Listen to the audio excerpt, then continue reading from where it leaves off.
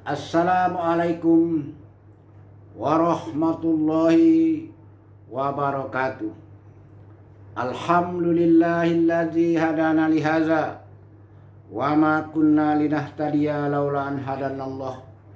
Asyhadu an la ilaha illallah wa asyhadu anna Muhammadar Rasulullah.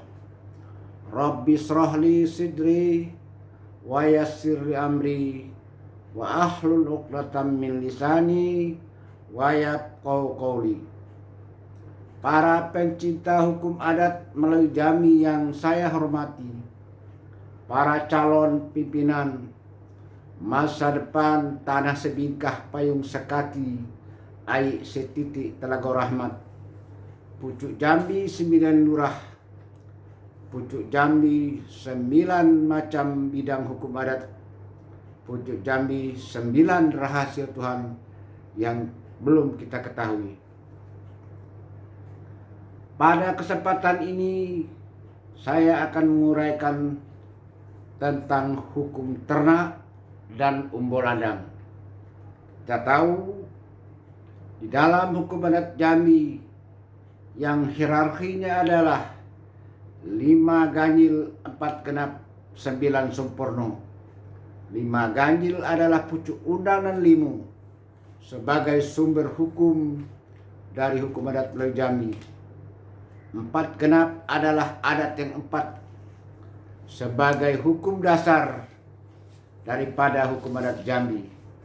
Kemudian dibagi kepada 9 hukum yang telah ditetapkan oleh orang kaya hitam Rajo Kerajaan Islam melalui Jambi pada saat rapat adat di Bukit Seguntang tahun 1502 Masehi atau tanggal 1 Muharram tahun 908 Hijriah.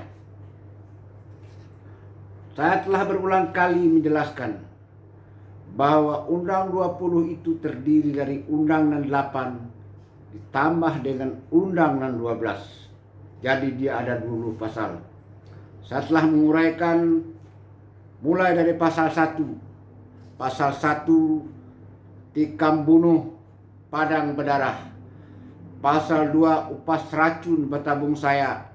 Pasal 3 samun sakal tegak di bateh. Pasal 4 sio baka puntung berasap. Pasal 5 maling curi dinding balabang. Pasal 6 rebut rampas mata belala. Pasal 7 dago dagi memberi malu.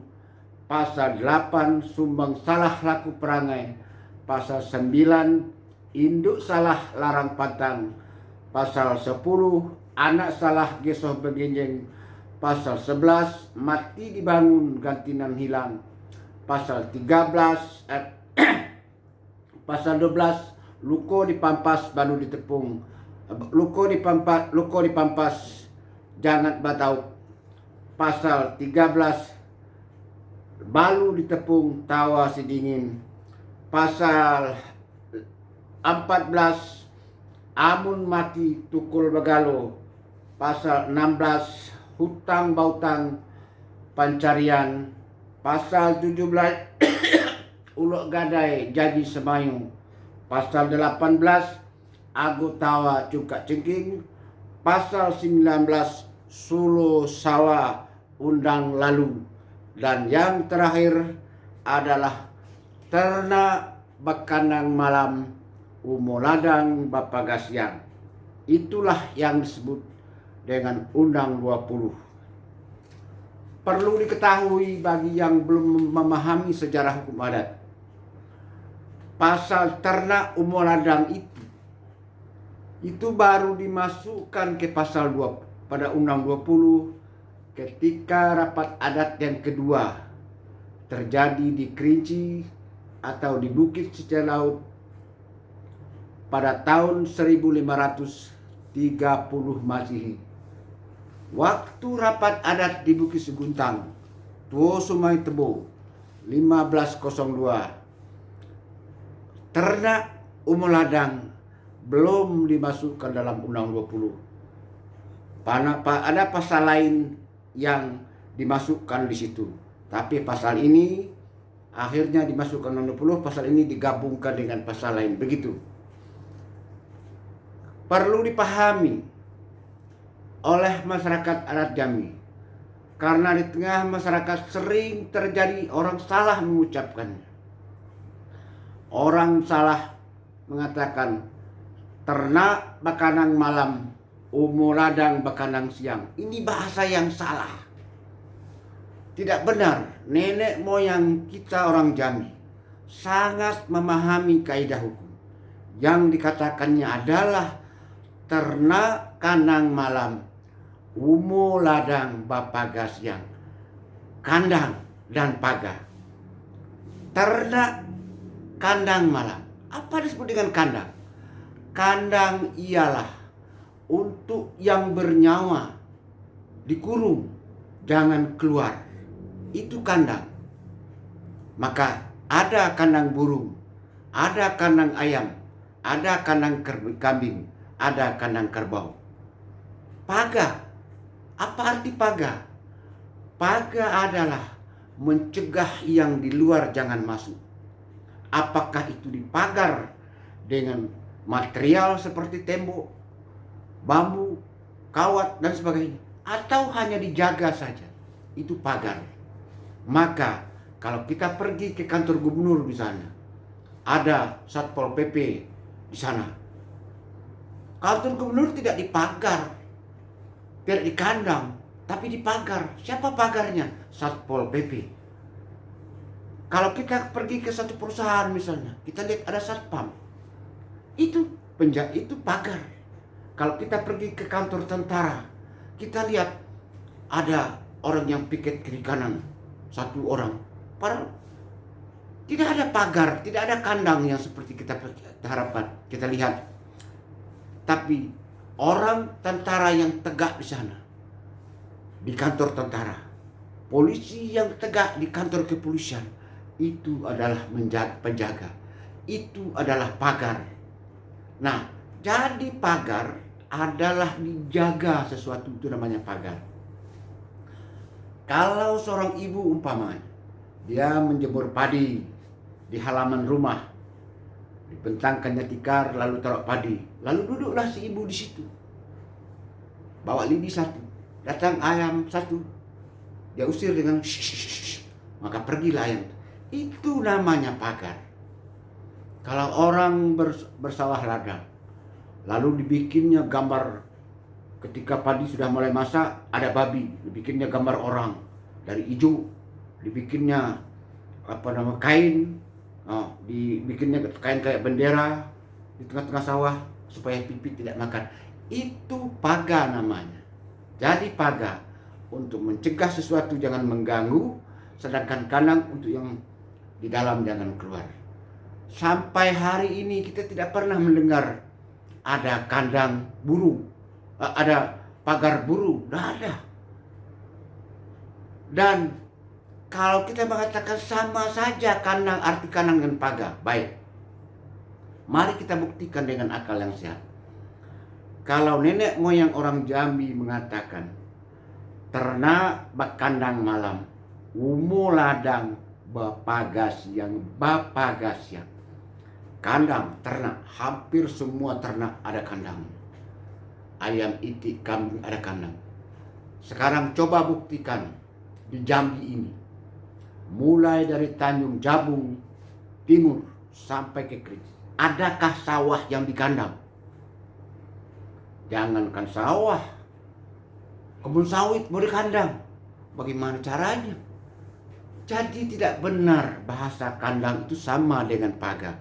Kalau pagar iya, kebun sawit orang dipagar, tiap hari dilihat itu pagar.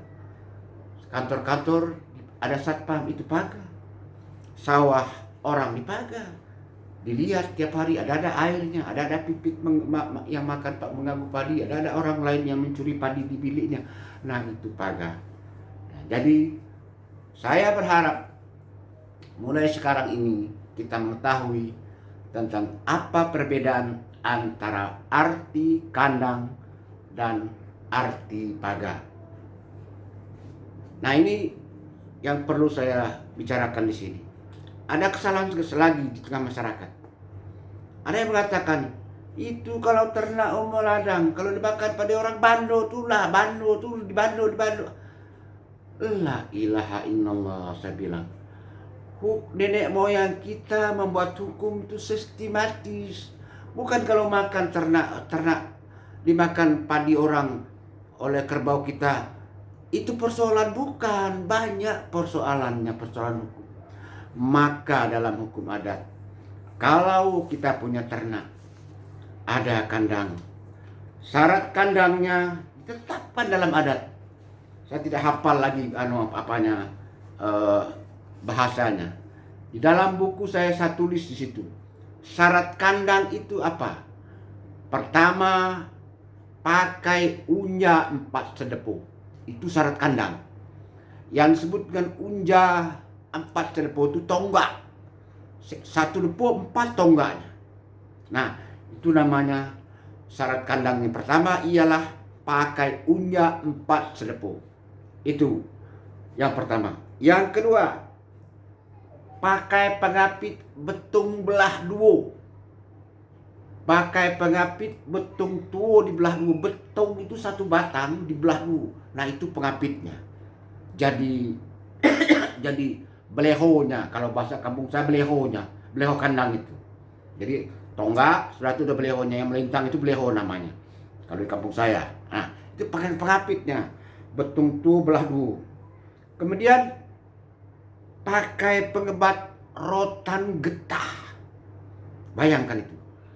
Pakai pengebat rotan getah. Rotan yang tidak mau putus. Atau ijuk bagantih. Itu syarat yang ketiga. Syarat yang keempat, tahan injik, tahan uyung. Artinya kalau kita naik di kandang itu, kita bergerak-gerak di atasnya, dia tidak akan rebah. Nah, itu syarat kandang kalau membuat kandang ternak. Nah, begitu yang ditetapkan oleh adat. Kemudian tali dari ternak, tali dari kandang yang kita pakai disebut dalam adat, yaitu ijuk bagantih atau rotan getah. Itu talinya. Yang kedua, harus dipilih gantih tigo, harus dipilih tigo. Ijuk itu diganti, nah pilih tigo, atau rotan getah dipilih tigo. Nah, itu. Yang ketiga, tidak genting gisoh begisil. Artinya kalau dia bergeseh dengan kayu, dia tidak mau genting, karena dia rotan yang kuat, ijuk yang kuat, ijuk yang bagus. Nah, itu. Kemudian tidak putus unyun batari. Kalau ditarik kuat-kuat, tidak putus-putus. Kalau dijadikan tali tambang untuk orang lomba tambang seperti 17 Agustus kan sering kita lihat orang tadi, tidak putus-putus dia. Nah, itu. Kemudian tidak lapuk musim 5 musim panen padi. Nah, itu syarat tali dan itulah syarat kandang. Nah, sekarang kita kembali kepada masalah hukum yang diatur dalam Undang 20, yaitu ternak bekanak malam, umo ladang bepagasian. Apa masalahnya? Maka perlu diatur dalam undang-undang orang beternak ini. Ada 2 hal yang perlu diperhatikan oleh kaum adat. Orang memelihara ternak itu ada 2 macam ternak. Pertama yang disebut dengan ternak ingun atau kerbau ingun atau kerbau paut. Ini harus tahu. Apa yang dimaksud dengan kerbau ingun atau kerbau paut? Ialah 1 ekor kerbau yang mungkin dipelihara, ditali, tidak pernah dilepas, ditarik kemana saja, tidak pernah dilepas. Kalau dia lapar di sini, ditaruh sebelah sana, taruh sebelah sana, pokoknya gitu. Kenapa? Karena dia akan diambil tenaganya. Mungkin untuk membajak sawah, membajak kebun, atau mungkin untuk menarik pedati, untuk menarik balok. Itu pertama. Itu namanya kerbau ingun atau yang disebut dengan kerbau ingun tadi. Yang kedua, kerbau ingun ini atau kerbau pauk adalah kerbau yang biasanya kerbau itu agak kurus atau kerbau itu agak kecil. Lalu supaya dia gemuk, jadi untuk digemukkan, untuk satu saat nanti akan diambil dagingnya. Nah begitu, dipelihara setiap hari, tidak pernah lepas-lepas. Nah kalau kerbau yang seperti ini, yang dimaksud dengan yang masuk dalam pengertian kerbau ingun atau kerbau pauk, itu tidak masuk dalam pengertian Undang 20 yang diatur dalam Undang-Undang tentang ternak bakanang malam umu ladang bapegasian. Kerbau pauk kalau terjadi lepas siang, terjadi lepas malam, risiko tanggung jawab sendiri sebagai seorang pribadi. Nah, artinya pemangku adat tidak mengatur, atau negara tidak mengatur seperti ini. Kalau ditanutnya orang siang hari, ditanutnya orang malam hari, ya silakan orang menuntut sesuai dengan menuntut keadilan. Kalau dimakan padi orang siang, dipakai padi orang malam, ya gantilah, karena tidak diatur dalam Undang 20 tentang dalam pasal 20 ternak umum ladang. Pasal ternak umum ladang itu ada 6 yang diaturnya, supaya tahu. Nah, kembali kepada kerbau tadi. Pertama, kerbau ingun atau kerbau pauk. Yang kedua disebut dengan kerbau biak. Kerbau biak ialah kerbau yang dipelihara untuk dikembangbiakkan agar 1 menjadi 2, 2 menjadi 4, 4 menjadi 8, 8 menjadi 16 dan seterusnya dan seterusnya. Itu yang disebut dengan kerbau biak, untuk diperbanyak, dikembangkan. Itu kerbau biak. Jadi kalau dari dulu zaman nenek moyang kita diatur ini, kalau seorang A penduduk desa yang tadi dia tidak punya kerbau, lalu dia membeli seekor kerbau atau 2 ekor kerbau untuk dipelihara, dikembangbiakkan, akan diambil anaknya nanti, maka dia harus melapor kepada pemangku adat setempat. Apakah itu kadus, apakah itu RT, atau kepala desa yang bergelar Depati atau Rio, atau kepada lurah. Apa yang dilaporkannya? Pertama dia melaporkan, Pak pemangku adat, saya memelihara kerbau untuk dikembangbiakkan. Lalu pemangku adat mengatakan kepada dia, pertama, kamu harus punya kandang kerbau kamu. Kami beri waktu kamu dalam sempit seko 3 hari atau lapang seko 3 hari atau berapa, dalam beri tempo sesuai dengan hukum adat oleh pemangku adat. Bila dalam tempo waktu tersebut tidak dilaksanakan oleh yang memelihara kerbau tadi, maka dia berarti telah melanggar adat. Kerbau memelihara kerbau tidak punya kandang. Kena beras 1 gancang, ayam 1 ekor, emas 5 emas. Itu risikonya. Baru punya ternak saja. Satu. Yang kedua, dia punya kerbau harus punya kandang. Yang kedua, harus setiap malam dikurungkan. Jadi dikurungkan petang, dilepaskan pagi. Kalau tidak dikurungkan, walaupun tidak memakan tanaman orang, yang punya kerbau dihukum oleh adat beras 1 gantang, ayam 1 ekor, emas 5 emas. Gitu. Nah, itu yang kedua. Yang ketiga, kalau ternak lepas di malam hari, lalu dia makan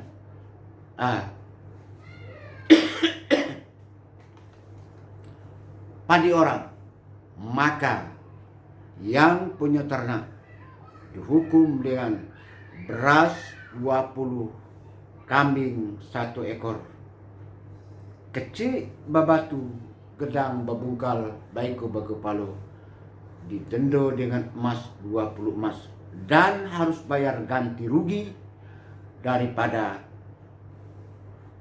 padi orang yang dimakan oleh ternak dia.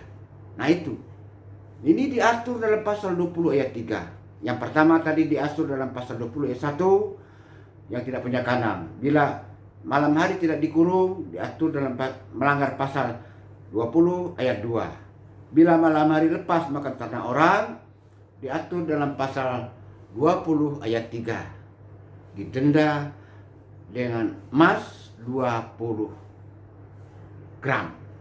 Nah, 20 emas sama dengan 50 gram. Itu. Yang keempat, lepas ternak malam hari, masuk ke kebun orang, dimakannya kebun orang, apakah itu padi, apakah itu kentang, atau itu apa, sesat, tidak tahu kita. Lalu oleh yang punya ternak, yang punya kebun itu, dianggapnya ini hama, lalu dibunuhnya ternak kerbau yang lepas, yang masuk tersebut. Diambilnya dagingnya, dimakan dan dijualnya. Nah, yang punya ternak tidak boleh menuntut ganti rugi. Bila dia menuntut ganti rugi, maka dia dihukum beras 20 gantang, kambing 1 ekor, kecil babatu, gedang babungkal, baiko bagopalo. Kerbau dia tidak diganti, ternak orang harus diganti. Kerbau dia tidak diganti, kebun orang yang rusak, apakah itu kentang atau padi, tidak diganti. Nah, gitu risikonya. Nah, kalau tidak menuntut, ya berarti orang punya kebun, ya menganggap ini rusak. Rezeki datang malam hari, dimakannya. Menurut hukum adat, ya boleh-boleh saja, halal. Nah itu, sesuatu yang kita telah putuskan. Kita menjadi penduduk setempat, kita tahu bahasa itu hukum sana. Lalu kita iakan, berarti kita telah menghalalkan kalau terjadi seperti itu. Maka halallah hukum memakan kerbau yang seperti itu. Begitu sebaliknya, kalau kebun kita dimasuki kerbau orang lain yang kita telah berjanji, telah kita tahu hukum yang seperti itu berlaku, lalu kita bunuh kerbau orang di kebun kita, maka kebun itu juga, kerbau itu juga halal. Maka itu tidak boleh kita menuntut. Dianggap hama seperti babi, hama seperti rusa, seperti kijang yang memasuki kebun orang. Begitu. Itu yang keempat. Diatur dalam Undang 20 pasal diatur dalam Undang 20 pasal 20 ayat 4.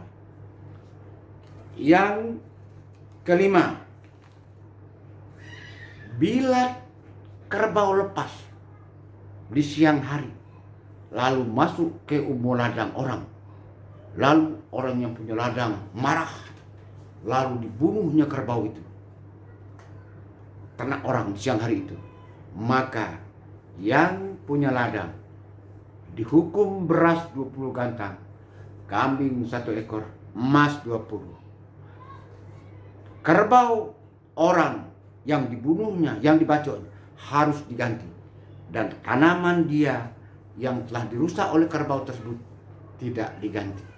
Begitu hukum adat tentang ternak ladang yang telah dibuat oleh nenek moyang kita pada rapat adat yang kedua atau RBA di Bukit Setinjau Laut Kerinci pada tahun 1530 masih. Jadi ada 5 yang diaturnya. Bukan seperti yang kita sekarang katakan makan ternak, makan padi orang, ya kumbando. Ini segampang itu, betul. Kalau hanya segitu tidak perlu diatur. Nenek moyang orang Jambi membuat hukum sangat sistematis. Pertama, yang diatur oleh hukum ternak ladang ini harus punya kandang, kerbau biak, bukan kerbau pau. Punya kandang. Yang kedua, malam harus dikurungkan. Yang ketiga, kalau masuk kepada orang harus diganti, padinya malam hari harus diganti. Kalau masuk siang tidak perlu diganti, kalau masuk malam harus diganti. Yang keempat, kalau kerbau kita masuk malam dibunuh orang, jangan menuntut. Kalau menuntut, kita yang ganti, kerbau kita tidak diganti, padi orang atau tanaman orang harus diganti. Yang kelima, orang yang punya ladang, kalau kerbau masuk siang, dia bunuh kerbau orang harus diganti. Tanaman yang dirusak kerbau tidak diganti. Itu yang diatur dalam hukum ternak umo ladang, yang disebut dengan ternak bakandang malam, umo ladang bapaga siang. Siang harus dipagar. Pagar bukan berarti harus ada tembok, harus ada bambu, harus ada jerajak besi, tidak. Pagar artinya dijago. Begitu. Para hadirin pencinta hukum adat Melayu Jambi yang saya hormati. Itulah kira-kira Undang 20 Hukum Adat Melayu Jambi. Saya telah menguraikan mulai dari pasal 1 sampai pasal 20. Mungkin berguna bagi orang Jambi yang mau mempelajari hukum adat Jambi ke depan. Dan saya tidak bermaksud menyakiti hati siapa-siapa. Saya juga tidak bermaksud menggurui siapa-siapa. Saya manusia daib. Saya hanya orang Jambi yang mencintai hukum adat Jambi.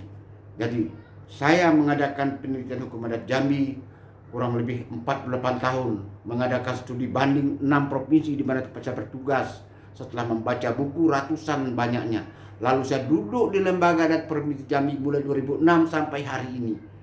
Saya punya pengalaman sedikit-sedikit mengadakan prosesi hukum adat.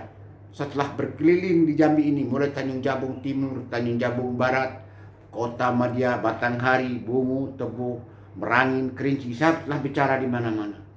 Lalu saya menulis buku dengan judul Sumpit Gading Dama Ipu Hukum Adat Melayu Jambi. Tujuan saya untuk membumikan hukum adat Jambi ini agar menjadi sumpit gading yang bisa mengatur ketertiban dan keamanan. Saya berharap kalau terjadi kasus dengan masyarakat, tidak cepat kita langsung melapor kepada kepolisian, karena timbul dendam kesumat. Nanti ada orang mencuri, lapor sama polisi. Ada orang membacok kerbau kita lapor sama polisi. Betul, diatur, diadili oleh pengadilan negeri nantinya.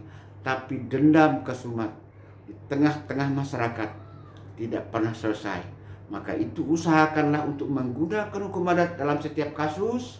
Kalau seandainya sudah selesai, alhamdulillahirabbil alamin. Tapi kalau tidak, barulah kita melangkah ke pengadilan negeri. Itu kira-kira yang dapat saya paparkan. Lebih dan kurang saya mohon maaf. Sudah saya paparkan segalo nan dape. Sebaris tak lupu, setitik tak hilang. Ko adonan talinung di balik daun. Tinggal di hudut bakal lamu. Bukan memelau paneh deleku. Tidak bakwa mani bakumpai. Kok kurang suko ditukuk. Kok jarang suko disisip. Kok hapat suko diturang. Kok bungkuk suko dilurus belah. Suko diulih panjang di kampuh libah. Alam tak kembang menyudahi. Tamat kaji kitab di lingkup. Tamat gayung pedang diletak. Hikayat habis sengketo sudah. Sah samo belujo. Batal samo diampang. Terserah kepada ombak nan basabung, angin nan bapuhun. Yang tinggal untuk nan pandai. Titik air bisa batau. Orang sekapal duduk termenung dalam kelam ilok berlampu. Kok setitik jadikan laut, kok sekepal jadikan gunung. Alam terkembang jadi guru. Balam terbang ke muka pintu, padi sulit apa dimakan. Alam terkembang jadi guru, bumi dan langit ada di dalam. Segala yang benar, apa yang saya uraikan ini, hanyalah dari Allah Subhanahu wa Ta'ala, dan segala yang salah adalah dari saya, Mukhtar Agus Solib Esa. Kepada Allah yang Maha Kuasa saya bertaubat. Semoga Allah mengampuni dosa-dosa saya, baik yang sengaja atau tidak sengaja. Dan kepada Nan Sakti Keramat mohon tabi, ko ado nan telewat terlampau. Dan kepada sesama insan mohon maaf dari salah kata dan perbuatan. Semua yang terjadi, enak atau buruk, senang atau susah yang terjadi, biarlah dibawa angin lalu, ikut di tebing runtuh, hanyut di air kili. Ko ado mimpi buruk, gerak nan salah, mari sama-sama kita buang dengan membaca surat Al-Fatihah. Saya akhiri dengan Assalamualaikum warahmatullahi wabarakatuh.